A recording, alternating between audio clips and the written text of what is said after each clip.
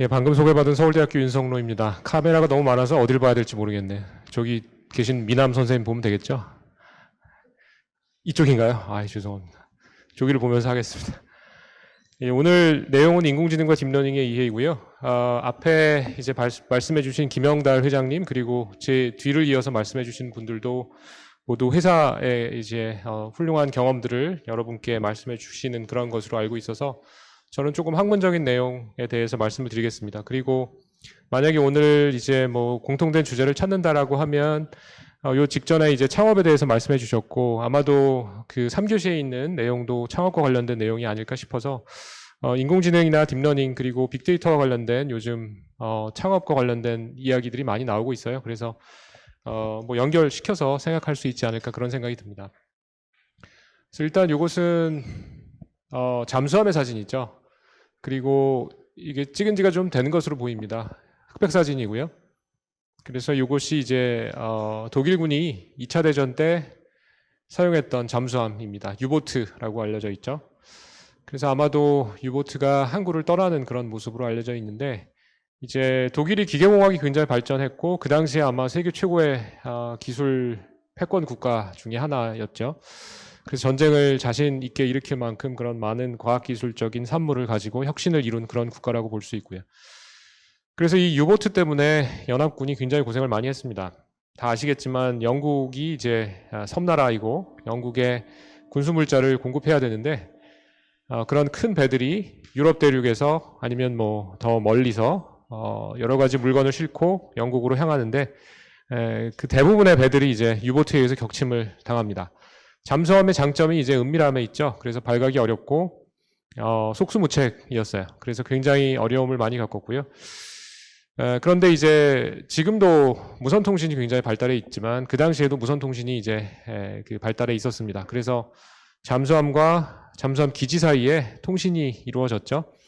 당연히 유선은 안 되고 무선통신이 이루어졌습니다. 무선통신을 전공하는 분들도 있으실 텐데 무선통신이 굉장히 어려워요. 예를 들면 채널이라고 하는 것이 이제 공기인데 뭐 비가 오거나 뭐 빨리 움직이거나 하면 여전히 이제 어렵죠. 그리고 여러분들도 뭐 막 끊긴다 이런 얘기 아직도 하잖아요. 그럼 1940년대니까 지금으로부터 뭐 80여 년 전이니까 그 당시 무선통신이 이제 지금보다 훨씬 못한 수준이었을 것이고 그럼에도 불구하고 물속에 이제 있는 잠수함하고 그 다음에 내륙에 있는 기지 사이에 통신이 이루어졌었습니다. 그리고 수학적으로 사실은 이제 암호가 적용이 되어서 독일군의 잠수함 유보트하고 독일군의 잠수함 기지 사이에 교신을 암호화하는 그런 방식으로 통신을 했습니다. 그래서 독일군의 암호체계의 이름이 이니그마라는 이름으로 불렸고요. 그것을 해독하지 못해서 연합군이 많은 희생을 했습니다. 영국에 있는 많은 분들이 고생을 했고 그리고 뭐 전세에 영향을 줄 만큼 그렇게 속수무책으로 당했죠. 그래서 영국도 가만히 있을 수 없어서 전국에서 이제 국가대표 암호학자들을 모았습니다. 그래서 그 이니그마라고 하는 독일군의 암호 시스템을 크랙하기 위해서 많은 노력을 기울였고요. 그런데 2차 대전 전에 스페인에서 독일군의 스파이가 일부 이제 잡혔고 여러 가지 정보를 종합적으로 이용해서 그 독일군이 사용하는 이니그마라고 하는 암호 체계를 깰 수 있었습니다. 그런데 그것이 이론적으로는 사실은 이니그마를 해독하는 것이 불가능한 그런 것에 가까운 일인데 언제나 그렇지만 휴먼 에러가 있어요. 제일 대표적인 게 패스워드 1, 2, 3, 4, 5, 6, 7 이렇게 하는 그런 거죠. 그래서 아무리 강력한 시스템이라도 사용자인 사람이 실수를 하면 거기에 보안 취약점이 생기게 됩니다. 그래서 뭐 그런 이슈로 해서 이제 독일군의 암호 체계는 깨졌고 그것을 뭐 영화화도 됐고 해서 여러분이 많이 접했을 것으로 생각을 합니다. 그럼 오늘 인공지능하고 딥러닝 시간인가요? 아니면 뭐 잠수함과 배터리 시간인가요? 오늘 인공지능과 딥러닝 시간인데 왜 이 얘기를 가지고 시작을 하느냐? 제가 강의를 해보니까 많은 분들이 좋아하는 게 일단은 옛날 얘기를 좋아하세요. 저도 그렇고 그래서 우리 학문이라는 게 대부분 옛날 얘기죠. 옛날에 우리 선배 공학자들이 많은 일을 이루었고 그것을 바탕으로 오늘 이러이러한 일을 한다. 자, 그래서 이것이 이제 뭐의 사진일까요? 실시간 대면 수업이었으면 인터랙티브하게 할 텐데 오늘 온라인이기 때문에 이것이 이제 그 독일군의 이니그마 암호 체계의 일부입니다. 그래서 이렇게 타자기처럼 생긴 이 기계를 가지고 잠수함에 있는 통신 담당하는 병사가 암호를 이제 통신문을 암호화해서 본부하고 주고받는 그런 장치라고 볼 수 있습니다. 보면 키보드가 있고요. 그 다음에 실제로 암호를 구현하기 위한 여러 가지 장치들이 들어가 있음을 알 수 있습니다. 그래서 이것이 이니그마의 한 중요한 구성 요소다라고 볼 수 있겠습니다. 자, 그래서 그 영국에서 이제 영국 국가대표로 뽑혀서 그 이니그마라고 하는 독일군의 정말 훌륭한 암호 체계를 격파하는데 1등 공신이었던 사람이 이 앨런 튜링이라는 분이에요. 그래서 영국이 이제 EU에서 나가죠. 브렉시트라고 불리는 그런 것들 다 알고 계실 텐데, 그러니까 유로를 쓰지 않고 이제 영국의 원래 단위인 파운드를 사용하게 됩니다. 그래서 전에 없었던 단위인 50파운드짜리 지폐를 발행할 예정이고요. 한국의 최고액권은 신사임당이 그려져 있습니다. 그런데 영국의 최고액권 50파운드 지폐에는 이제 이분이 등장할 예정이고요. 그분이 이제 앨런 튜링이라는 영국의 정보공학자입니다. 그래서 앨런 튜링은 여러 가지로 많은 업적을 남겼고요. 그 독일군의 암호 체계를 격파하는데 1등 공신이었고, 그리고 또 역시 무엇으로 알려져 있냐면 현대적인 정보공학, 즉 컴퓨터의 이론적인 그런 토대를 마련한 분입니다. 우리가 요즘 사용하고 있는 모든 컴퓨터라고 사실상 볼 수 있는데요. 그 컴퓨터의 이론적인 모델을 확립한 분이 앨런 튜링입니다.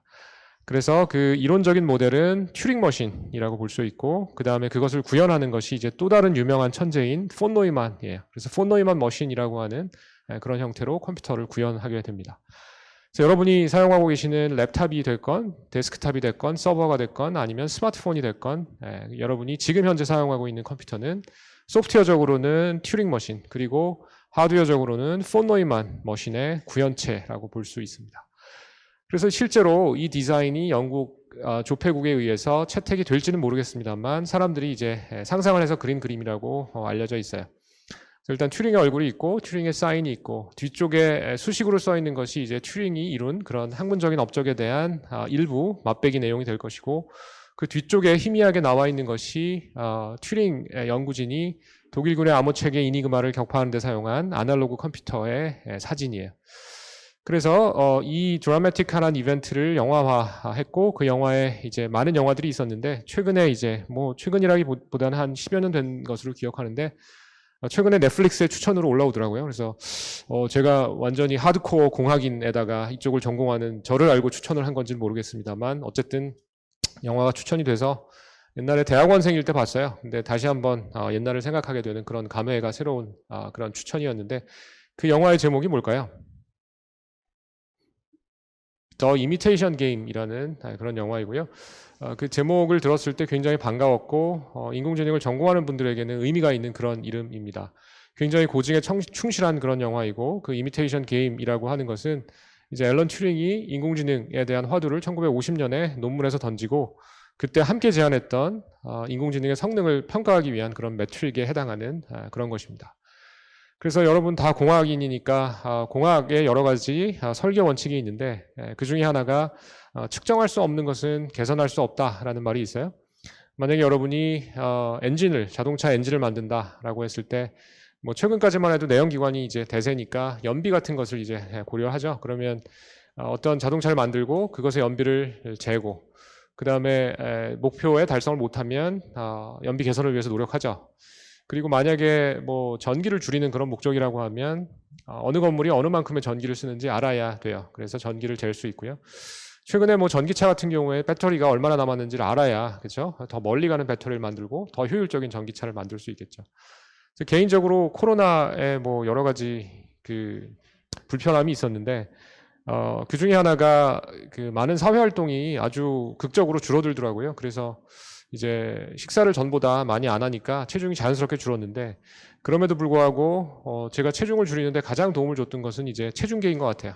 매일 아침에 올라가서 몇 킬로인지 보고 스마트폰하고 연동이 되니까, 그리고 가족하고 공유하고 이렇게 되니까 식사를 많이 못 하겠더라고요. 그래서 여러분이 공학도로서 항상 기억해야 되는 것이 측정할 수 없는 것은 개선할 수 없다라는 원칙이고, 그것은 비단 공학뿐 아니라 사회의 많은 분야에 적용될 수 있는 훌륭한 디자인 원칙인 것 같아요. 예를 들면 스탠포드 총장을 오랜 기간 했고 뭐 알파벳이라고 하는 구글의 이제 모회사에서 기여를 하고 있는 뭐 그런 분들 생각해 보시면 이제 공학적인 원칙을 이용해서 대학을 경영했고 정말 전무후무하게 경영을 잘 했어요. 그래서 이제 스탠포드 대학을 세계 최고의 대학에 계속 유지하도록 많은 공헌을 했고요. 그 외에도 많은 공학적인 그런 원칙을 이용해서 사회 많은 곳에 기여를 하고 있는 여러분의 선배들이 많이 있습니다. 자, 그래서 앨런 튜링은 인공지능의 성능을 어떻게 잰다? 이미테이션 게인 매트릭이라는 걸 제안했고, 그것은 어떤 인공지능이 행위를 했을 때 사람 같느냐, 사람하고 구별할 수 있느냐, 이런 척도였어요. 그래서 앨런 튜링 굉장히 유명한 분이고요. 그 다음에 이제 앨런 튜링이 또 여러 가지로 유명한데, 이분이 워낙 그 지적으로 뛰어나다 보니까 많은 업적을 남겼어요. 그래서 이제 위키피디아나 아니면 앨런 튜링의 일대기를 한번 찾아보시면 긴 수식어가 붙습니다. 일단은 정보과학자였다. 그리고 암호학자였다. 그리고 이론생물학자였다. 그리고 울트라 롱 레인지 마라톤 선수였다. 블라블라 쫙 있고요. 그리고 이제 게이였다라고 이렇게 나옵니다. 그래서 이 사람이 1950년대죠. 전후에 동성연애를 하다가 발각이 됐어요. 그런데 놀랍게도 뭐 인권이 이제 앞서 있는 그런 축에 속하는 유럽임에도 불구하고 전후에 동성연애는 불법이었어요. 그래서 그것이 발각되었을 때 앨런 튜링은 마치 매트릭스 영화에서 빨간 약과 파란 약을 제시받고 그 중에 하나를 골라야 되는 그런 상황이듯이 화학적인 거세 그리고 투옥 둘 중에 하나를 선택해야 되는 그런 고충을 겪게 됩니다. 그런 어려운 상황에서 앨런 튜링은 화학적인 거세를 택했고요.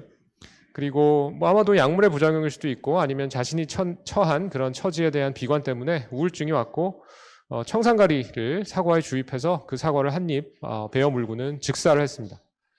그래서 애플 지금 이 앞에도 애플 컴퓨터를 열심히 치고 계신 우리 운영진 분이 계신데요.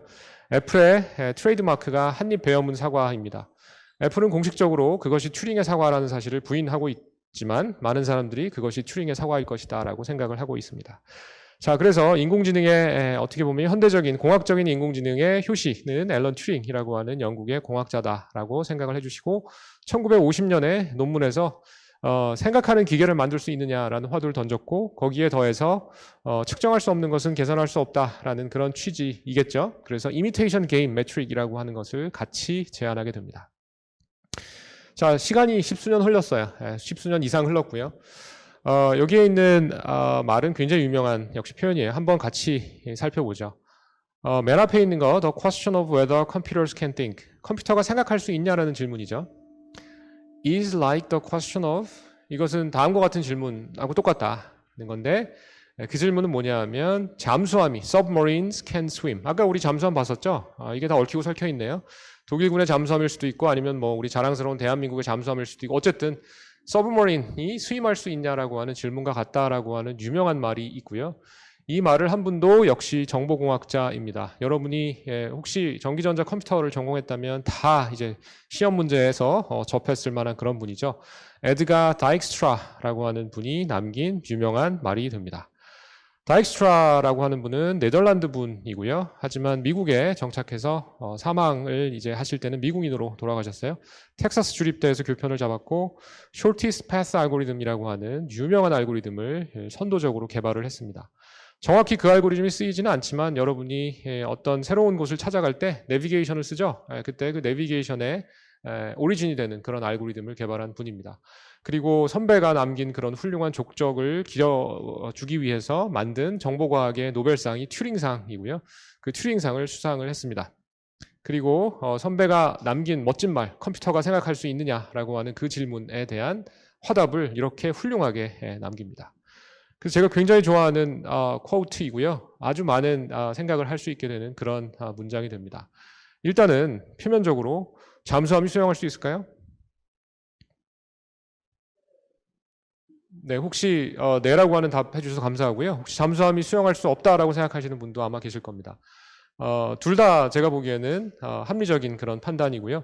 잠수함이 수영할 수 있다라고 생각을 하는 것은 잠수함이 이제 물속에서 한 지점에서 다른 지점으로 나아가는 그런 행위, 즉 물속에서의 모빌리티를 구현한다라는 측면에서는 수영이 그것이 이제 목적이라고 하면 수영할 수 있다라고 얘기할 수 있습니다.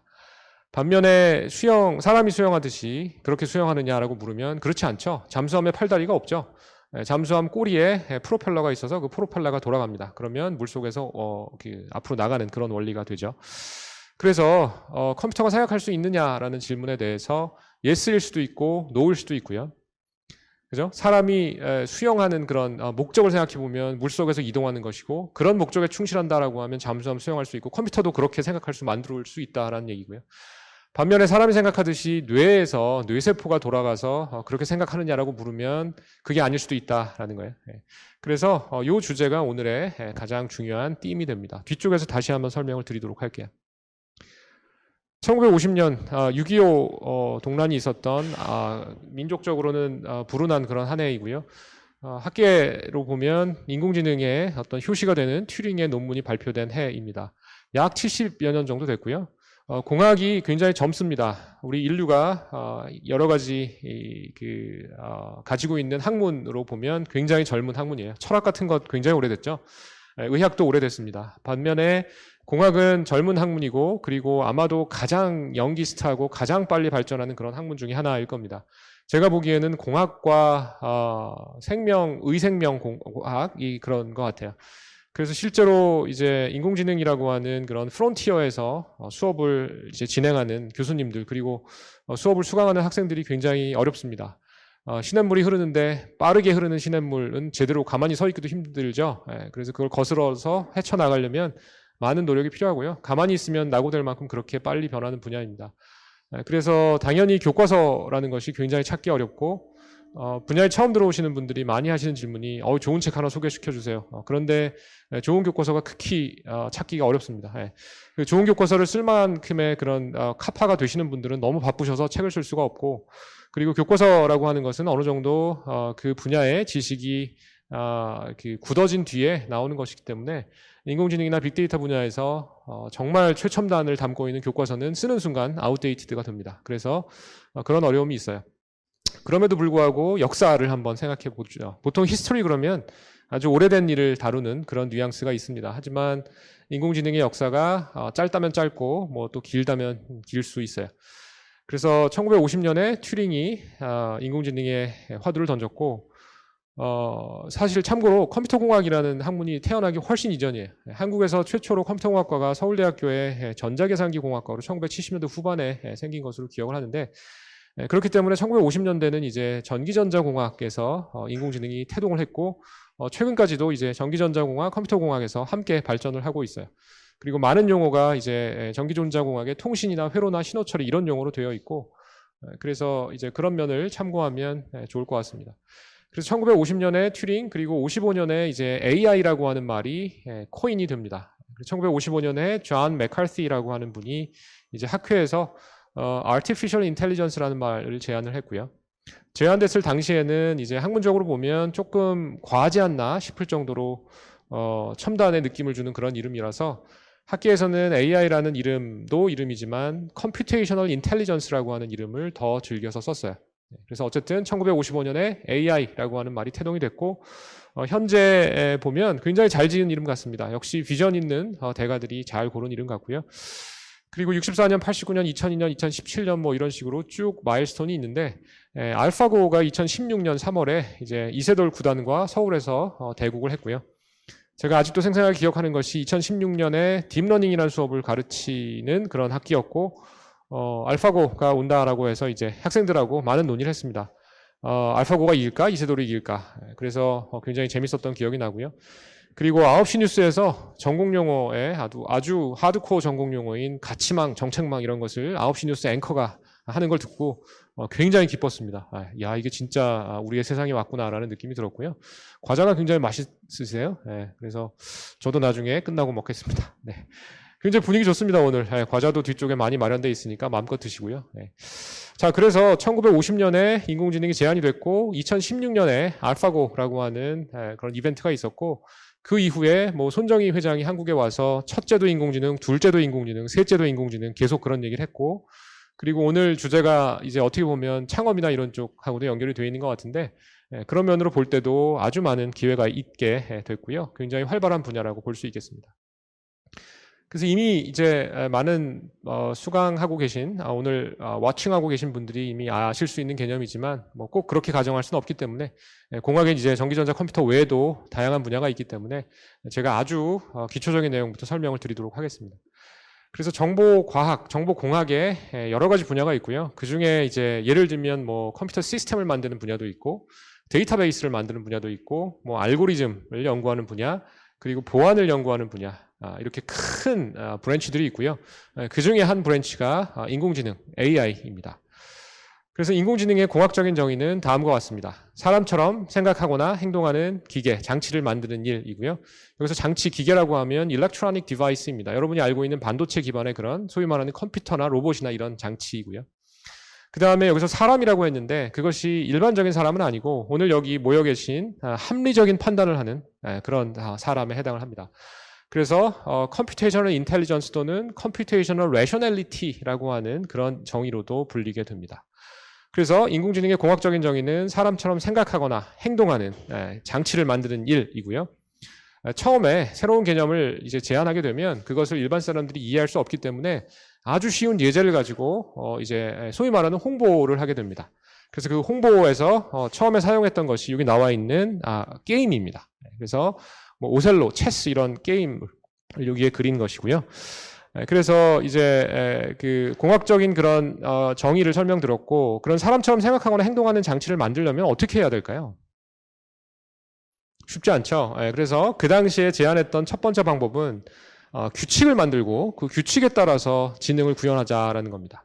예를 들면 이제 여름이 됐습니다. 이 방의 온도가 예를 들면 28도, 27도가 넘어가면 에어컨을 켜라. 27도보다 낮아지면 에어컨을 꺼라. 그런 어떤 간단한 규칙에 의해서 동작하는 에어컨, 인공지능 에어컨이라고 볼 수 있습니다.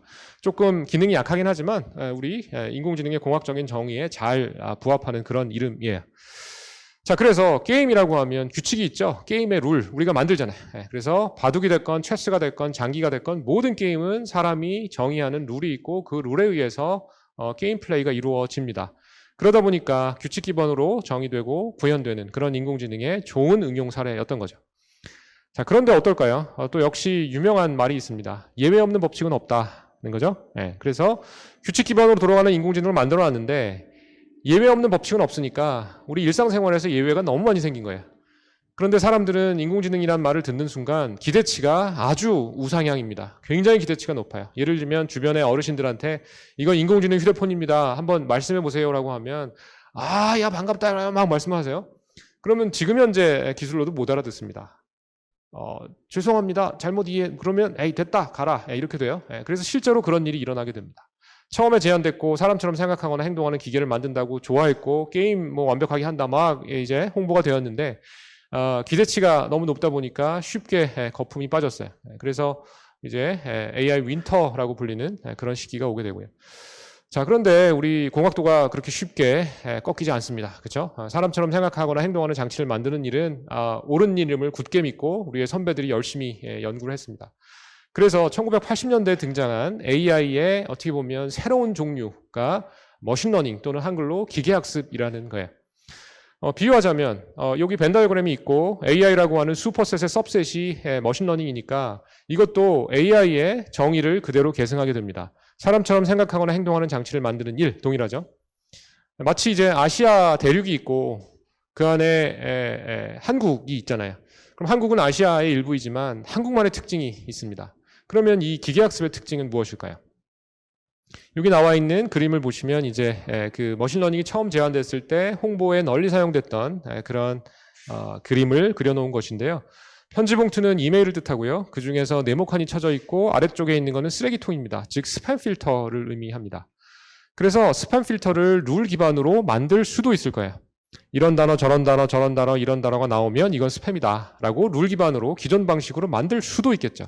근데 그 룰북이 굉장히 두껍고 복잡할 것이며 계속 업데이트를 해야 될 거예요. 사람들이 얼마나 클레버합니까? 새로운 스팸을 계속 만들어내죠.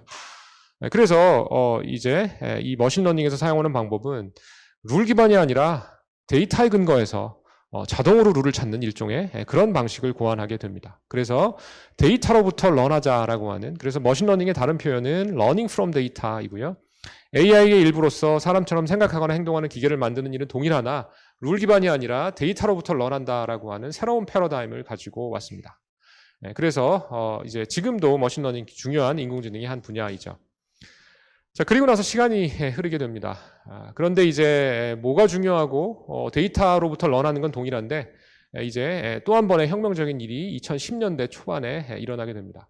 그래서 인공지능의 일부인 머신러닝의 일부인 딥러닝이라고 하는 것이 탄생을 하게 되고 사실 이 딥러닝은 오래된 개념입니다. 옛날부터 있었고요. 최근에 이제 실제로 학습에 성공하면서 딥러닝이 이제 부활했다라고 보는 것이 더 맞겠습니다. 그래서 딥러닝은 AI의 일부니까 사람처럼 생각하거나 행동하는 기계를 만드는 일이고 머신러닝의 한 종류이기 때문에 데이터로부터 런하는 것이고요. 그런데 이제 딥러닝만의 특징이 있습니다. 그것은 무엇일까요? 거기에 대한 답을 하기 위해서는 여기에 딥러닝의 홍보에 널리 사용되는 그 응용이라고 했죠. 그 사례를 보면 이게 사실은 이미지입니다. 그리고 고양이가 하나 그려져 있고 돋보기가 있죠. 즉 사진을 받았을 때 이 사진 안에 있는 것이 고양이인지 개인지 예를 들면 맞추는 그런 분류 문제에 해당을 합니다. 그래서 우리가 사용하고 있는 컴퓨터를 생각해 보시면 이것은 연산하는 장치다라고 번역할 수 있고요. 그래서 계산이나 연산은 사람보다 컴퓨터가 훨씬 잘합니다.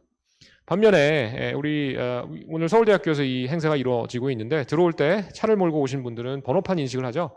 차가 좀 빨리 가거나 비가 오거나 날씨가 안 좋거나 하면 번호판 인식이 제대로 안 됩니다. 그런데 동네에 있는 어린이를 모셔다가 어린이님 이거 한번 읽어보세요 라고 하면 화를 낼 거예요. 아니 이 양반이 왜 나를 뭘로 보고 그 선척동자도 소위 잘 읽을 수 있는 것이 자동차 번호판이에요. 그럼 그런 괴리가 왜 생기느냐를 이제 생각을 해볼 수 있고요. 결국은 컴퓨터라는 것이 지능을 구현하는 데 적합한 것이냐라고 하는 의문을 갖게 됩니다. 아까 잠수함처럼 수영하는 그 얘기 했었죠. 사람처럼 생각해야 되느냐에 대한 이슈가 있다라는 거예요. 그래서 어쨌든 딥러닝이란 머신러닝의 일부이고 데이터로부터 런한다라고 하는 특징은 똑같지만 데이터를 많이 집어넣으면 그 안에서 중요한 특징을 자동으로 추출할 수 있는 소위 말하는 엔드-투-엔드 학습이 가능한 그런 머신러닝의 일종이 딥러닝이다라고 생각을 하시면 되겠습니다. 그래서 이 차트는 요즘 주식값이 엄청나게 상승한 그런 미국의 엔비디아라고 하는 회사에서 그린 그림입니다. 그래서 X축으로는 타임 정보도 같이 나와 있어서 굉장히 정보량이 많은 그런 그림이고요. 옛날에는 엔비디아라고 하는 조그만 그래픽 카드를 만드는 회사에 취업을 할래? 아니면 인텔이라고 하는 공룡 거대 기업에 취업을 할래?라고 하는 그런 질문 자체가 실례였어요. 그런데 이제 지금은 뭐 생각해 봐야 되는 그런 이슈가 되었고요. 그만큼 엔비디아에서 만드는 GPU가 많은 공학적인 영향을 미치고 있습니다. 최근 비트코인 마이닝, 뭐 채굴 이런 얘기도 많이 나오는데 딥러닝이라고 하는 인공지능의 어떤 한 구현 방법을 실제로 구현하는데 널리 사용되는 그런 장치가 GPU에 해당을 합니다. 자, 그래서 인공지능의 한 분야 머신러닝 그리고 그것의 한 사례인 딥러닝이 이제 할 수 있는 일에 대해서 조금 생각을 한번 해보도록 하겠습니다. 자, 여러분 앞에 보고 계신 것이 이제 어떤 그 인간의 가장 중요한 클래스이죠. 성별입니다. 물론 성별이 딱 두 개만 있는 것은 아닌 것 같아요. 하지만 전통적으로 받아들이는 정의에 따르면 남과 여라고 우리는 분류할 수 있고요. 그래서 왼편에 여, 오른편에 남이 있고 여러분이 저와 같이 한번 코딩을 한다라고 가정을 해보시죠. 그러면 여러분이 받게 되는 숙제는 한 사람의 사진을 증명사진이라고 생각하시고 그것을 입력으로 받아요. 그런 다음에 그 증명사진 안에 있는 사람의 성별이 남인지 여인지 둘 중에 하나로만 맞추는 그런 태스크라고 가정을 해보겠습니다. 그러면 코딩을 어떻게 할까요? 우리 룰 기반의 인공지능에 충실하다라고 하면 머리가 짧고 뭐 이제 눈썹이 여기서 좀 더 짙고요. 그리고 장신구가 없고 피부가 조금 더 거칠고 수염이 있고 이러면 남성이고 그렇지 않고 뭐 이러면 여성이고 그런 규칙을 가지고 남녀를 구분할 수도 있을 겁니다. 그렇죠? 그런데 이제 쉽게 짐작할 수 있지만 남성이지만 머리가 길 수도 있고 남성이지만 장신구를 할 수도 있고 그런 거죠. 자, 그래서 그런 규칙 기반으로 돌아가는 인공지능은 한계가 있고 그것을 극복하기 위해서 딥러닝이라는 게 나왔고 전통적인 방법의 머신러닝과 새로운 종류의 딥러닝을 비교하는 이 그림을 이제 가지고 왔습니다. 이 그림은 CNN이라고 하는 유명한 인공지능 구조를 제안하고 발전시킨 르쿤이라는 분이 그린 그림이고요. 일단 위쪽에 있는 것이 전통적인 방법의 머신러닝에서 돌아가는 방법입니다. 여기서의 태스크는 자동차 사진을 주고 아니면 사진을 주고 그 안에 있는 사물이 무엇인지 맞추는 거예요. 이 사진을 주면 자동차라고 쉽게 답할 수 있습니다. 그렇죠? 그러면 그 입력은 이미지, 출력은 어떤 객체인지 분류하는 그런 태스크를 생각했을 때 크게 봐서는 두 종류의 스텝으로 나눌 수 있다는 거예요. 프론트엔드하고 백엔드로 나눌 수 있고요. 프론트엔드는 아까 말씀드렸다시피 휴먼 크래프티드, 휴먼 디자인드 된 피처를 뽑는 그런 부분입니다. 이것은 이제 자동차니까 여러분이 너무 쉽지만 만약에 엑스레이나 MRI 이미지를 한번 생각을 해보시죠. 여기는 공학 할리먼이니까 뭐 의공학을 하는 분도 있겠지만 대부분 이제 그런 전문적인 의학 영상을 우리 앞에 이제 누군가 제시를 하게 되면 우리가 그걸 해석하기가 어려워요. 뭐 너무 유명한 장기, 폐 이런 건 보면 알겠지만 이것이 폐렴인지 코로나인지 폐암인지 몇 기인지 이것을 판단하기가 어렵습니다. 반면에 영상의학과 전문의하고 같이 만약에 분석을 한다라고 치면 이 프론트엔드 부분을 담당하는 부분이 이제 영상의학과가 되겠죠. 그래서 도메인 전문가가 어디를 보면 이것은 코로나다라고 얘기를 해줄 수 있다면 그 정보를 받아서 뒷단에 붙어있는 백엔드에 붙어있는 이 클래시파이어는 쉽게 코딩으로 옮길 수 있을 거예요. 그렇죠? 또 다른 예제는 법 이런 거예요. 예를 들면 뭐 홍길동 씨가 비어있는 학교 건물에 침입을 해서 유리창을 깨고 안에 들어가서 먹을 것을 먹었다. 알고 봤더니 그런데 이분이 한 3달 굶으시고 코로나로 인해 실직을 하고 너무 어려운 상황에서 어쩔 수 없이 충동적으로 우발적으로 전과도 없고 그랬다. 그랬을 때 이분을 어떻게 처벌할 것이냐. 이런 거에 대한 답을 우리가 쉽게 하기는 어렵습니다. 물론 의도적으로 복잡한 경우를 만들었지만 어떤 법전 이런 거 보고 쉽게 해석할 수 있는 공학도 별로 없을 거예요. 그렇죠? 반면에 법조계에 계시는 분을 모셔다가 같이 해석을 하면 여기서 이거 보면 이분은 양형이 얼마다 이렇게 쉽게 알 수 있는 거죠. 자, 그래서 위쪽에 있는 것은 앞단, 프론트엔드는 사람이 담당을 하고요. 그 보통 앞단을 담당하는 부분이 소위 말하는 사자 직업이라는 거예요. 그래서 의사, 변호사, 판사 그리고 이제 엔지니어들도 마찬가지죠. 그래서 일반 사람이 쉽게 해석할 수 없어요. 하지만 그런 숙련된 사람들의 노하우를 이용해서 앞단을 해석하고 거기서 중요한 정보를 뽑아서 비교적 간단한 백엔드에 전달을 하는 그런 과정이 되겠습니다. 반면에 아래쪽에 있는 딥러닝은 역시 프론트엔드하고 백엔드 두 가지로 이루어져 있다는 사실은 동일합니다. 그런데 무엇이 다르냐 하면 이 앞쪽에 소위 말하는 도메인 엑스퍼트, 다른 말로 하면 화이트 칼라 직업이 해왔던 그런 일을 자동으로 할 수 있게 해주는 그런 그 소프트웨어 또는 뭐 하드웨어라는 거예요. 그래서 트레이너블 피처 익스트랙터라는 것은 많은 양의 데이터를 이용해서 자동으로 특징을 추출할 수 있게 해주는 그런 프론트엔드에 해당한다라는 것이고 프론트엔드도 컴퓨터, 백엔드도 컴퓨터, 엔드투엔드로 이루어지는 이런 종류의 머신러닝을 딥러닝이라고 생각할 수 있겠습니다. 자, 그래서 이것은 딥러닝을 이루는 구현하는 방법 중에 가장 널리 쓰이는 뉴럴 네트워크라는 것이고요. 그 뉴럴 네트워크는 이제 뉴런의 네트워크입니다. 뉴런은 우리 몸에 많은 세포가 있는데 머릿속에 있는 세포를 뉴런이라고 해요. 그래서 이것은 컴퓨테이셔널 뉴런 모델이 되고요. 그런 뉴런을 여러 개, 아주 많은 수를 엮은 것, 그것을 뉴럴 네트워크라고 합니다. 그래서 우리 두뇌에서 뉴런이 동작하는 방식을 모사해서 계산적으로 만든 그런 모델이 왼쪽 위에 있는 이 모델입니다. 가볍게 설명을 해보면 x1, x2, x3가 있는데 이것은 하나하나가 스케일러 값이에요. 그래서 일반적으로 입력은 벡터로 들어간다라고 보면 되겠고요. 뭐 이미지나 이런 것들은 그냥 벡터로 풀어서 플래트닝 돼서 들어간다라고 가정을 해도 좋겠습니다. 그 다음에 x1, x2, x3 옆에 보면 w1, w2, w3라고 하는 것이 있는데 이것이 weight입니다.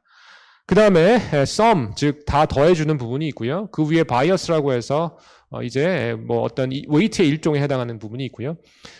그렇게 해서 이제 계산한 것이 weighted sum, 소위 말하는 가중치 합이라는 것이고요. 이 슬라이드에서는 zero 표현이 되어 있습니다. 이것은 스케일러 값입니다.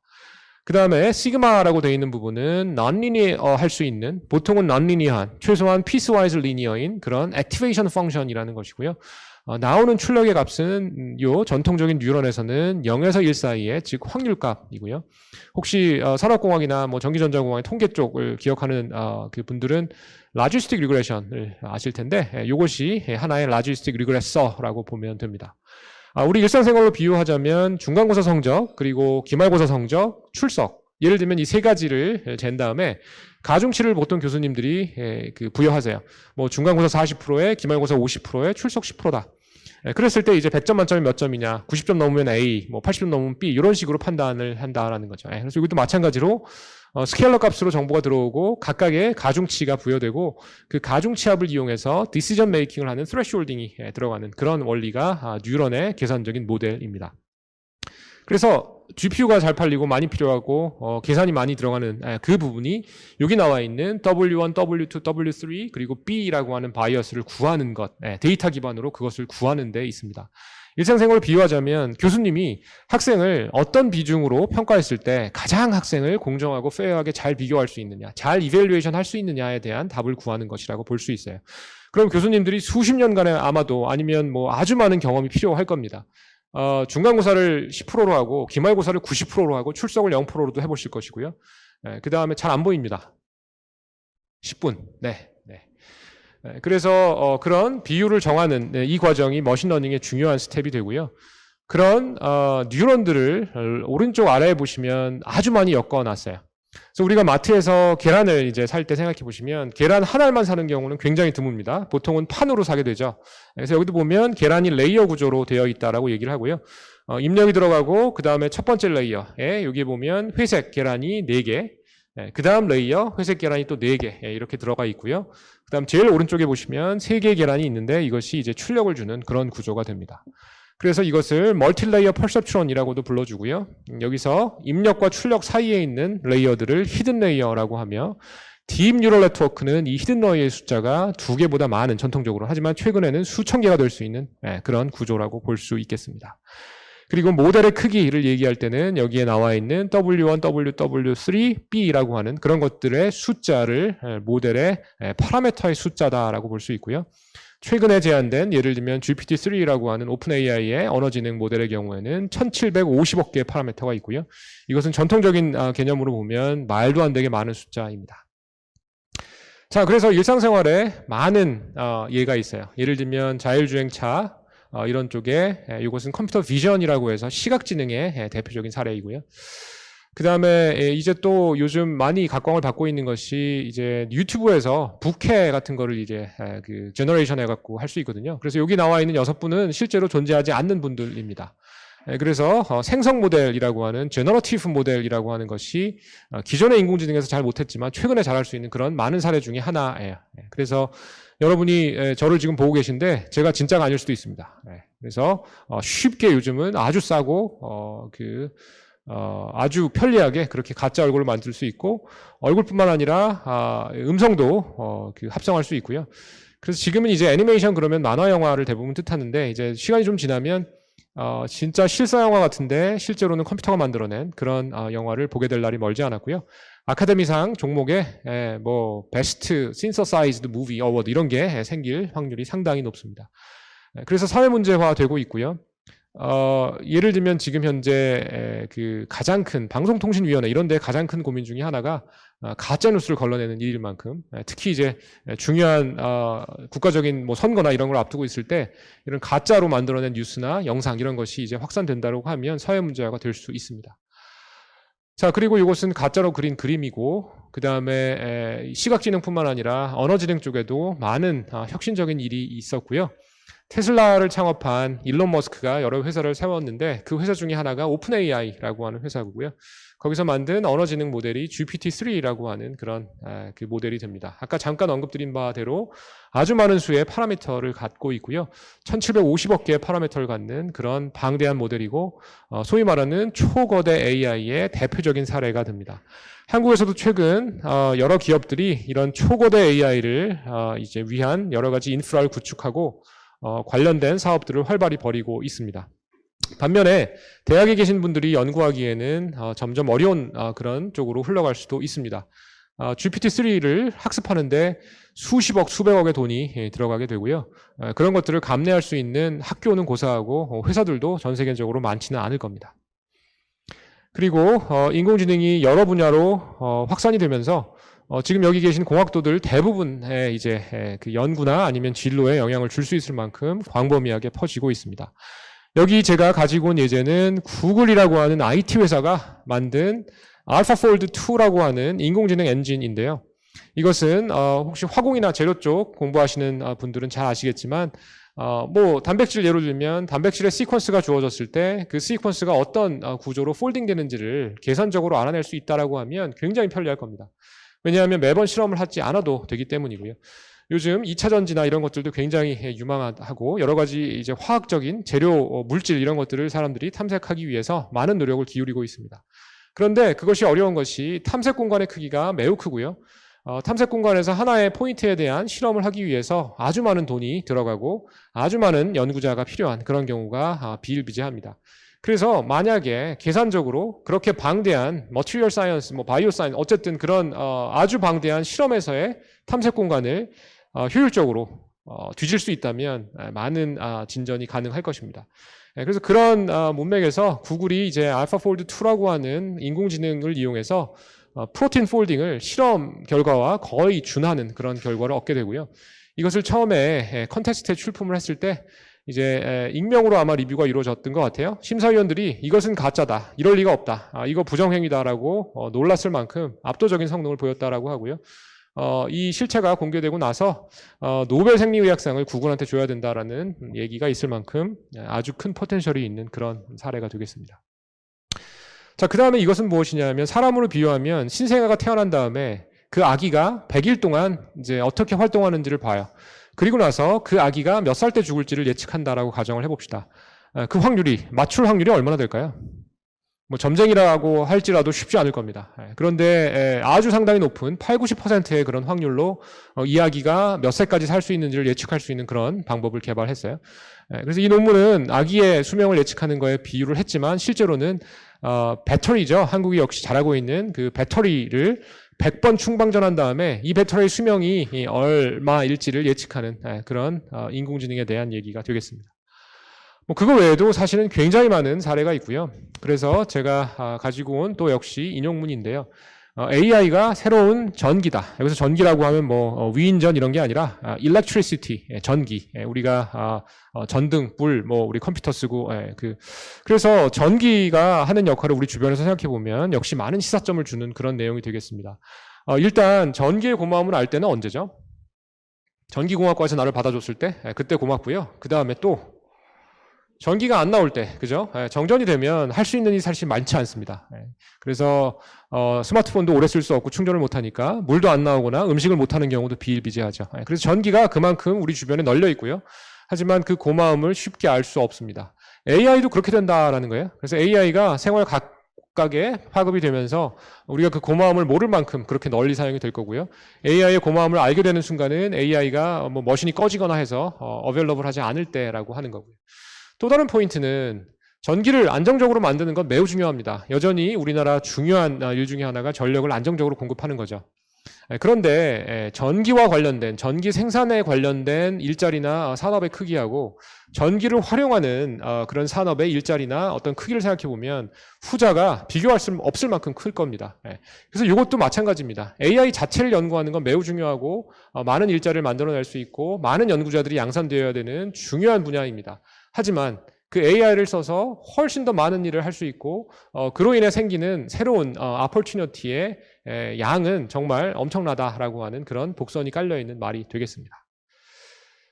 자, 그래서 거의 됐고요. 이것은 무엇일까요? 왼편에 있는 건 어떤 디바이스이고 오른쪽에 있는 건 지도인데 혹시 이 왼편에 있는 장치에 이것은 무엇에 쓰는 물건인지 혹시 답하실 수 있는 분이 있나요?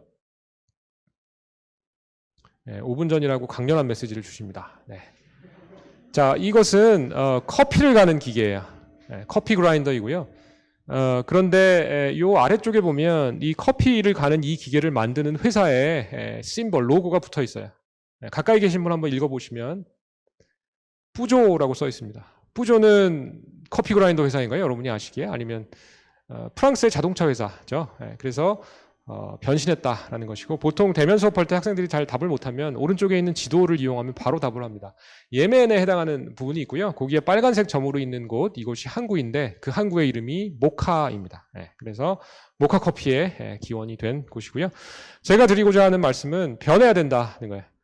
그래서 뿌조가 더 이상 커피 그라인더 회사가 아니고 자동차 회사고 역시 또 프랑스의 시트랭이라고 하는 자동차 회사가 있는데 영어로 시트랭은 시트러스, 즉 라임이나 레몬 같은 그런 신 농작물, 과일이죠. 그래서 원래 시트랭이 그런 레몬 농장을 하던 그런 집안이었는데 세상이 변하는 것을 감지하고 그 자동차 회사로 거듭난 그런 사례가 되겠습니다.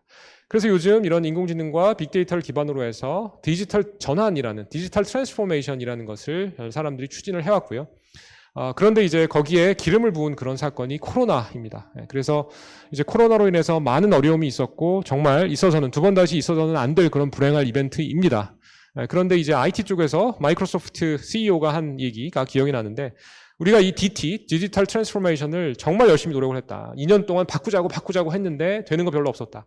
그런데 코로나가 촉발되고 나서 단 2달 만에 우리가 2년 동안 했던 것보다 훨씬 많은 디지털 전환이 이루어졌다라고, 즉 사회가 필요로 하기 때문에 이 디지털 전환을 할 수밖에 없었다라는 것이고, 일상으로 돌아오겠지만 한번 맛본 그런 편리함이나 유용함은 우리가 잊지 못하죠. 그래서 디지털 전환이 이제 앞으로 여러 가지 학문 분야가 됐건 산업이 됐건 사회가 됐건 법제가 됐건 많은 부분에서 중심에 있을 것으로 확신을 합니다. 자, 그 다음에 뭐 빠르게 보면 많은 양의 데이터를 처리해야 되고요. 이것은 구글이 이세돌을 격파하는 데 사용했던 그 TPU라고 하는 Tensor Processing Unit이라고 하는 것이 장착되어 있는 구글의 서버입니다. 그리고 많은 데이터가 필요하기 때문에 이제 구글에서 구글 포토를 더 이상 이제 완전 무료로 제공하지 않죠. 처음에는 무료로 제공해서 많은 데이터를 이제 흡인했습니다. 그래서 트릴리언 장, 즉 10조 장 이상의 사진을 모았고요. 더 이상 우리는 사진이 필요 없으니 공짜로 이제 그 서비스를 제공하지 않는다라고 선언했을 만큼 데이터가 굉장히 중요한 그런 리소스입니다. 그리고 보안이나 이런 거 중요하고, 요거는 최초의 로봇이라는 말을 만들어낸 그 소설의 표지인데요. 그 팩토리에서 요 로봇들이 일을 하다가 반란을 일으킨 그런 것입니다. 그래서 로봇이 처음 상상이 되었을 때부터 반란을 일으키면 어쩔까 이런 걱정을 했다라는 그런 얘기고요. 그 다음에 윤리나 이런 거 중요하고, 인공지능이 사람의 지능을 넘어서는 순간을 싱귤레리티라고 하는데 뭐 부분적으로는 왔지만 일반적으로는 안 왔고요. 이것이 마지막 슬라이드입니다. 제가 아까 그 잠수함이 수영할 수 있냐는 질문, 뭐 꼭 사람처럼 수영해야 돼요? 안 해도 되죠. 우리 지능을 구현하는데 꼭 사람처럼 해야 됩니까? 그렇지 않다라고 보여지고요. 이것은 이카로스라고 하는 그리스 신화에 나오는 캐릭터인데 하늘을 날고 싶었어요. 그래서 날개를 만들어서 밀랍으로 등에 붙이고 날아올라서 나는 데는 성공했습니다. 하지만 태양 너무 가까이 가서 밀랍이 녹았고요. 밀랍이 떨어져서 죽었다라는 것이고, 사람이 날고 싶었습니다. 그래서 세상에 있는 것을 관찰했어요. 그런데 추락하는 것은 날개가 있다라고 하는 소설이 있는데요. 그러니까 모든 나는 것은 다 날개가 있는 거예요. 자연에 존재하는 모기, 파리, 벌, 뭐 새. 당연히 사람들은 날개짓으로 날기를 원했고요. 하지만 생리학적으로 보면 새는 6분의 1의 근육이 날개 근육인데 사람은 20분의 1밖에 안 돼요. 그래서 날 수가 없는 그런 물리적 구조이고요. 날개를 가지고 열심히 절벽 위로 올라가서 뛰어내렸던 우리 선배 엔지니어의 노력이 헛되지 않았고요. 인류는 에어로다이내믹스를 발견하게 됩니다. 그래서 비행기 날개는 가만히 있고 뒤에서 밀면 날아올라요. 플라잉의 본질을 알게 됐고요. 날개짓 하는 그런 비행기 단 한 대라도 보신 분 있어요? 없습니다. 자, 그래서 지능의 지금 본질을 알지 못했고 사람 머리를 따라하는 그런 스테이트에 머무르고 있다는 것이 포인트 1. 두 번째는 밀랍 가지고 태양 너무 가까이 가면 떨어져 죽잖아요. 그렇죠? 인공지능 어디까지 발전해야 될지 막 활발한 논의가 이루어지고 있습니다. 그래서 윤리적인 고려, 일자리 이런 것들에 대한 임팩트를 생각해 봐야 될 때가 아닌가 생각을 합니다. 네, 경청해 주셔서 감사합니다.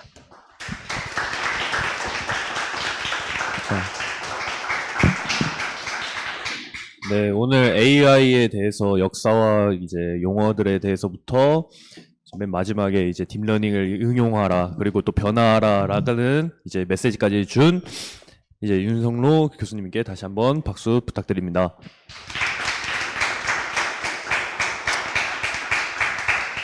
네, 그러면 질의응답 시간이 있겠습니다.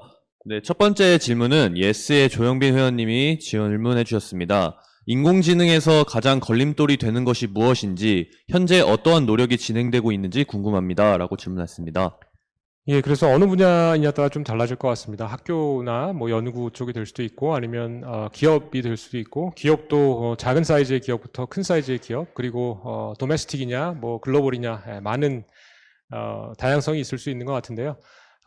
뭐 시간이 별로 없기 때문에 다 꿰뚫는 뭐 한두 개 이슈만 설명을 드리자면, 일단은 사람이고요. 사람이 부족합니다. 그리고 두 번째는 리소스예요. 데이터와 컴퓨팅 자원이 부족합니다. 극복하기 위해서 전 세계에서 이제 사람을 기르려고 많은 교육이나 디지털 전환을 시도하고 있고요. 그리고 리소스나 이런 것들도 덜 사용하거나 아니면 아주 많이 투입하거나 그런 익스트림한 그런 노력들이 진행이 되고 있습니다. 그리고 예스의 이지훈 회원님이 질문을 해주셨는데요. 많은 인공지능 비즈니스들이 등장했지만 많은 프로젝트들이 실패로 돌아가고 있는 것으로 알고 있습니다. 인공지능 비즈니스의 성공을 위한 조건이나 방법이 있다고 하면 어떤 것들이 있을지 궁금합니다. 라고 질문했습니다. 네, 그래서 이제 언제든지 트라이얼 앤 에러가 있고요. 그리고 많은 인공지능 비즈니스들이 등장했지만 역시 많은 것들이 이제 사라져 갔죠. 근데 이제 성공해서 살아남은 것들도 사실은 많이 있고요. 그래서 성공을 위한 조건이나 방법이라고 하면 이제 이런 것 같아요. 그 의료 쪽에 인공지능을 적용하는 예를 하나 들고 싶은데요. IBM에서 이제 왓슨이라고 해서 의사를 대체하고자 하는 그런 인공지능을 만들었는데 완전히 망했습니다. 혹시 알고 계신 분이 있을지 모르겠지만 뭐 여러 가지로 해석을 할 수가 있는데 제가 느끼는 바는 이래요. 의사분들에게 그 지적으로 제일 최고의 그 정말 정점에 있는 그런 지적인 행위는 진단이에요. 정말 제한된 정보를 이용해서 이 사람이 뭔지 스테이징하고 그 다음에 병명을 알아내는 진단인데요. 바로 거기에 뛰어들었다라는 데 문제가 있다라고 보여집니다. 그런데 반면에 이제 왓슨 말고 실제로 의료계에 빠르게 파급되고 있는 그런 서비스들은 대부분 뭐냐 하면 인턴이나 레지던트 분들이 하기 싫어요. 진짜 치가 떨린다. 나 이거 정말 힘들다. 간호사 이런 분들도 너무 힘들어 하시고요. 의료진은 뭐 바빠서 볼 틈이 없고.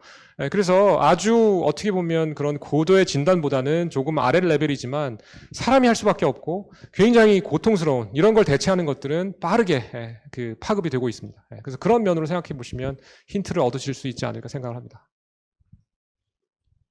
네, 예스 회원분이 질문해 주셨는데 자율주행 분야에는 영상 처리 기술이 사용되는 것으로 알고 있습니다. 이때 도로 노면을 오인식해서 사고가 발생하는 것을 해결하기 위한 방안으로 무엇이 있을지 궁금합니다. 네, 역시 좋은 질문 하셨고요. 인공지능이 널리 퍼지려면 많은 선제 조건이 필요합니다. 예를 들면 자동차가 우리 생활에 이렇게 널리 퍼졌을 때는 일단 걔는 굉장히 릴라이블해요. 우리가 뭐 가끔 자동차가 길에서 서는 경우도 있지만 대부분은 잘 타고 다닙니다. 두 번째는 자동차가 고장 났을 때 뭐 근처에 있는 자동차 그 정비 공장에 가면 잘 고쳐주세요. 그죠? 어떻게 동작하는지 우리가 알 수 있고요. 여러 가지 그런 장점들이 있습니다. 믿을만 하고요. 근데 인공지능도 그런 견주를 생각해 보면 인공지능이 신뢰를 줄 수 있어야 되고 굉장히 강인한 성능을 보여야 되고 그 다음에 여러 가지 어택이나 이런데 잘 버텨야 된다라고 하는 것이고요. 이 이제 도로 노면을 오인식하는 것뿐만 아니라 예를 들면 테슬라 사고 같은 경우에는 트레일러의 색깔이 하늘색하고 비슷해서 그냥 뚫고 지나갔고 그 다음에 그 자전거하고 충돌한 사례 같은 경우에는 비닐봉지를 들고 있었는데 뭐 그것이 이제 노이즈를 일으키고 이런 면입니다. 그래서 로버스트한 머신러닝에 대한 연구는 많이 이루어지고 있고요. 역시 아직 완벽하지는 않지만 끊임없이 향상되고 있고요. 그다음 조금 안타까운 일은 우리나라 이제 강원도에 22사단이 있습니다. 거기가 굉장히 복무하기 어려운 부대로 알려져 있고 최근에 사고도 났는데요. 그 이유가 이제 산악 경계하고 바다 경계를 같이 해야 되는 면. 그런데 파도가 막 물결치면 그 시스템이 이제 알람을 울려요. 하루에 2만 번의 폴스 알람이 울린다라고 해요. 그러면 한 번 알람 울릴 때마다 중무장을 하고 이제 튀어나가야 되는데 병사들이 너무 힘든 거죠. 그러니까 꺼놓을 수밖에 없고. 그래서 이제 여러 가지 면에서 완벽하지 않은 그런 인공지능의 이슈는 주변에서 널리 찾아볼 수 있고 다른 견지를 생각하면 향상해야 될 게 많기 때문에 우리 이쪽 공학에서 할 일이 많다는 거죠. 네, 와이플 오원정 회원님이 질문해 주셨습니다. 1년 사이에 텐서플로우에서 파이토치로 선호 라이브러리가 바뀌고 있는데 이러한 상황 속에 기계 전기 공학도의 AI에 대한 스탠스를 어떻게 취해야 할까요? 예, 그래서 아까 어려움을 공유했듯이 이제 굉장히 빨리 변하고 있고요. 반면에 뭐 파이썬이라고 하는 공통점이 있고, 그러니까 기본적인 어떤 언어는 동일하고, 뭐 그리고 라이브러리가 바뀌긴 하지만 완전히 우리가 새롭게 배우기에 많은 시간을 들일 만큼 그렇게 바뀌는 것은 사실 아니거든요. 그래서 굉장히 스탠스는 오픈 마인디드여야 되고 굉장히 애저일 해야 되고 빨리빨리 새로운 것을 받아들일 수 있는 그런 스탠스를 가지고 있어야 된다라고 생각을 합니다. 그리고 특히 이제 기계 전기라고 이제 정확히 언급을 해주셨는데 보통 기계하고 전기 쪽은 그 수리적인 거에 굉장히 강하죠. 그래서 그런 면에서의 강점을 조금 살리는 것도 아주 중요할 것 같습니다. 네, 예스 강준수 회원이 질문했습니다. AI가 전문직, 변호사나 변리사, 세무사 등의 변수가 많은 전문직을 대체할 수 있는지 궁금합니다. 예, 아까 병원의 사례에서 일부 말씀드린 바와 비슷합니다. 대체라는 말은 굉장히 조심스러운 말이고요. replace보다는 assist가 더 현실적인 말이고 실제로 그렇습니다. 뭐 공장이나 이런 쪽에서 불량을 검사하는 그런 일을 생각해 보시면 예를 들면 84인치 뭐 LED 이런 걸 눈으로 보고 검사를 하면 뭐 좀 지나면 이제 사람이 거의 혼미해집니다. 그래서 사람 이야기에 좀 너무 과한 일이죠. 그런 것을 도와주는 AI 이런 식으로 생각하는 것이 나을 것이고요. 변호사가 하고 싶은 것이 이제 판례를 뒤지는 이런 일인데 그런 것들 자동화되고 있고 뭐 최근에 로톡이라는 게 나와서 여러 가지 이슈가 많고요. 세무사 회계사 마찬가지죠. 여러 가지 회계장부나 이런 것들 AI가 도와줄 수 있고 대체를 하기 위해서는 많은 사회적인 합의와 노력이 필요합니다.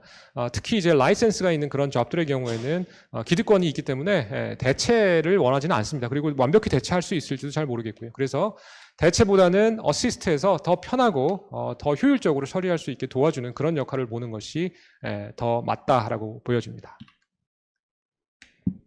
네, 와이플의 지연 회원님이 인공지능에 대해 어떤 하드웨어가 필요하다고 생각하시나요? 라는 질문을 했습니다. 예, 그래서 아까 컴퓨터를 이용해서 인공지능을 구현하는 것이 맞지 않다라고 얘기했고요. 그로 인해서 많은 전기가 필요하고 성능이 떨어지게 됩니다. 그래서 인공지능 반도체에 대한 연구는 활발히 이루어지고 있고요. 지금 현재 웨이티드 썸, 즉 폰노이만 기반의 아키텍처를 이용한 인공지능 구현에 대해서는 굉장히 간단한 구현을 패럴렐하게 많이 하는 것이 필요합니다. 그래서 그런 것들을 반도체로 옮기기 위한 그런 노력이 우리나라에서 많이 이루어지고 있고요. 하지만 그것을 넘어서면 뉴로몰픽이나 우리 두뇌를 모사하는 그런 하드웨어에 대한 차세대 연구도 반드시 필요하다라고 생각을 합니다.